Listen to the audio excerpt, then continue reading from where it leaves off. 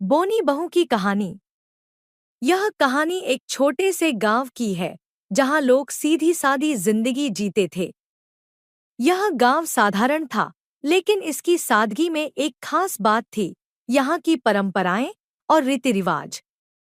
इस गांव में बोनी नाम की एक लड़की की शादी कराई गई थी और वह अपनी सादगी, शालीनता और मेहनत के लिए पूरे गांव में मशहूर हो गई थी।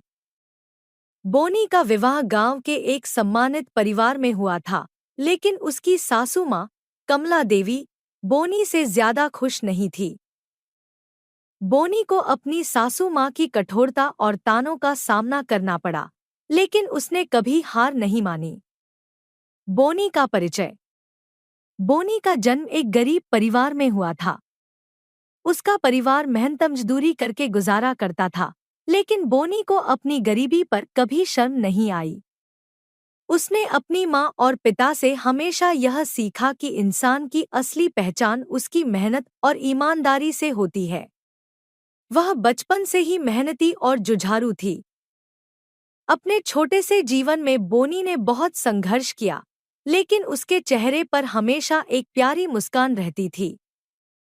बोनी की शादी गांव के एक संपन्न किसान परिवार में हुई थी। उसका पति सुरेश एक सीधे सादे और नेकदिल इंसान था। सुरेश को बोनी बहुत पसंद थी, क्योंकि बोनी न केवल खूबसूरत थी, बल्कि उसके गुण भी अत्यंत सराहनीय थे। सुरेश को विश्वास था कि बोनी उनके घर को अपनी मेहनत और संस्कारों से स्वर्ग बना देगी। लेकिन बोनी की असली परीक्षा तब शुरू हुई, जब वह अपने ससुराल आई। सास का कठोर व्यवहार। बोनी जब अपने ससुराल आई, तो उसे अपनी सास कमला देवी का कठोर और अनुशासनप्रिय स्वभाव समझ में आया। कमला देवी एक सख्त और थोड़ी कड़वी स्वभाव की महिला थी। उन्हें अपनी बहू से बहुत सी उम्मीदें थीं, लेकिन वे बोनी को उसकी गरीब पृष्ठभूमि की वजह से नीची नज़रों से देखती थी। कमला देवी को लगता था कि बोनी उनके अमीर परिवार के लायक नहीं थी, और यही वजह थी कि वह उसे हर छोटी बड़ी बात पर ताना देती। शुरुआत में बोनी ने सोचा कि शायद यह नई बहू के प्रति सामान्य व्यवहार है और जल्द ही सब ठीक हो जाएगा। लेकिन समय बीतने के साथ कमला देवी का व्यवहार और भी कठोर होता चला गया। वह बोनी को दिनरात काम करने को कहती, हर छोटी छोटी गलती पर उसे डांटती और यहाँ तक कि उसे अपने मायके वालों से मिलने की भी इजाजत नहीं देती। बोनी की सहनशीलता और मेहनत। बोनी ने कभी हार नहीं मानी। उसने सास की हर बात को धैर्यपूर्वक सुना और अपनी तरफ से हर काम को पूरी निष्ठा से किया। वह सुबह से लेकर रात तक घर का सारा काम करती, खेतों में मदद करती और फिर भी अपने चेहरे पर मुस्कान बनाए रखती। उसके काम करने का तरीका इतना सलीकेदार था कि गांव की बाकी औरतें उसकी तारीफ करती थीं, लेकिन उसकी सास को उससे कोई संतोष नहीं था। गांव की औरतें जब बोनी से पूछती कि वह अपनी सासू माँ की कठोरता कैसे सहन करती है, तो बोनी मुस्कुराते हुए कहती, माँ जी का हृदय कठोर नहीं है, बस उन्हें मुझसे बहुत उम्मीदें हैं। मैं मेहनत करती रहूंगी, एक दिन सब ठीक हो जाएगा। उसकी यह सहनशीलता और मधुर स्वभाव उसे गांव में सबकी प्रिय बना चुका था। पति का समर्थन। सुरेश, बोनी के पति, अपनी माँ और पत्नी के बीच होने वाले तनाव से वाकिफ था। उसे पता था कि उसकी माँ बोनी के साथ कठोर व्यवहार करती है, लेकिन वह अपनी माँ का अनादर नहीं कर सकता था। सुरेश ने हमेशा बोनी को समझाया कि माँ का स्वभाव थोड़ा सख्त है, लेकिन वह अंदर से बुरी नहीं है। उसने बोनी को यह यकीन दिलाया कि वह उसके साथ है और जल्द ही सब कुछ ठीक हो जाएगा।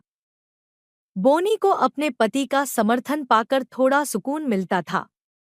वह जानती थी कि सुरेश उसकी स्थिति को समझता है और यह बात उसे और मजबूत बना देती थी। हालांकि सुरेश अपनी माँ को खुलकर कुछ कहने में असमर्थ था, लेकिन वह हर मौके पर बोनी का हौसला बढ़ाता था। कठिनाइयों का सिलसिला।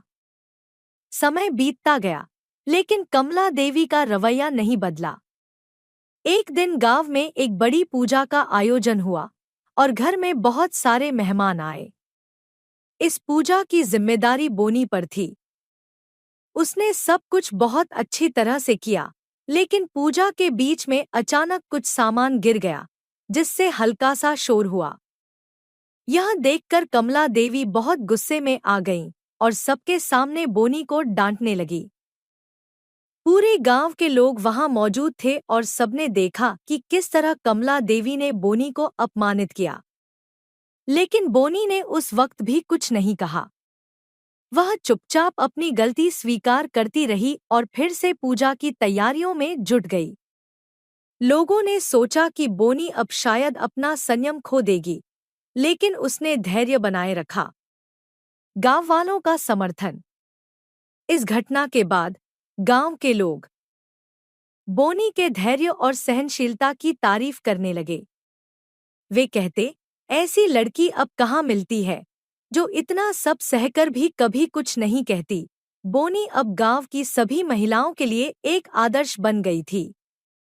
उसकी सादगी, मेहनत और सहनशीलता ने सबका दिल जीत लिया था।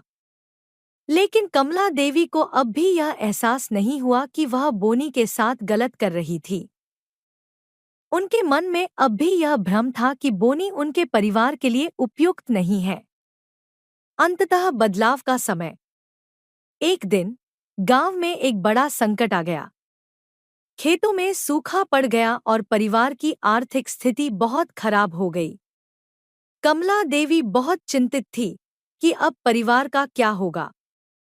उस वक्त बोनी ने अपने सारे गहने बेच दिए और घर की आर्थिक स्थिति को संभालने में मदद की।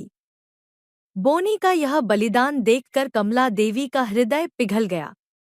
उन्हें एहसास हुआ कि वह अपनी बहू के साथ कितना अन्याय कर रही थी। बोनी ने कभी किसी चीज की शिकायत नहीं की, बल्कि हमेशा परिवार को जोड़ने और उसे खुश रखने की कोशिश की। कमला देवी ने बोनी से माफी मांगी और उसे गले लगाकर कहा, तूने इस घर को बचाया है, बोनी।